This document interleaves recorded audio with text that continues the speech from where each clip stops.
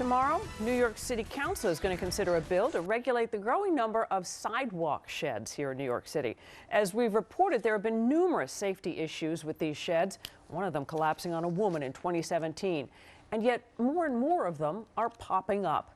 Eyewitness News investigative reporter Jim Hoffer here with more on what the city wants to do. Diana, it appears that the city has lost control of this spread of sidewalk sheds across Manhattan and the boroughs. We've discovered that in a little more than a year, the number of these ugly metal plywood structures have increased by 17%. That's more than 8,000 across the city, almost all of them inspected only by the builders who put them up. There's a push now in City Council to change that. Since the 2017 collapse of a sidewalk shed in SoHo that nearly killed someone, these steel and wooden structures keep falling. Last March, cars were damaged but no injuries when scaffolding collapsed on the Lower East Side. In April in Coney Island, people luckily escaped injuries when metal scaffolding rained down on their cars. And in May, a rickety sidewalk shed failed to protect a man from bricks falling from above. You should never have to worry about that type of thing collapsing on you. Former model Catherine LaFarve has been urging the mayor and city council to stop the spread of these structures ever since a sidewalk shed crashed down on top of her. Instead, these sheds keep multiplying, spreading, threatening to cover Manhattan in ugly steel and plywood.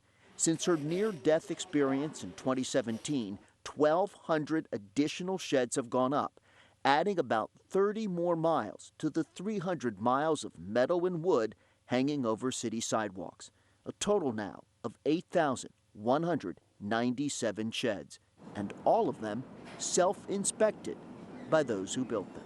I don't think that the company that's putting up the scaffolding should be able to say, yeah, don't worry, we did a good job. City Councilman Ben Kalos is introducing a law that will replace self-certification by scaffolding companies with inspections by the buildings department at the cost of the building owner. When you have half a dozen scaffolds falling on people, that's a problem.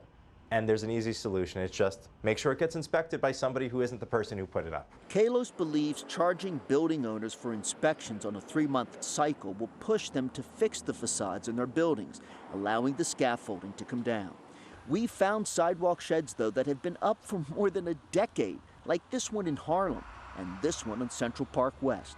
But nothing underscores the spread, the seeming permanence, and at times danger of these sheds than the one hanging over the sidewalk here, the city's buildings department, where this shed has stood for more than 8 years.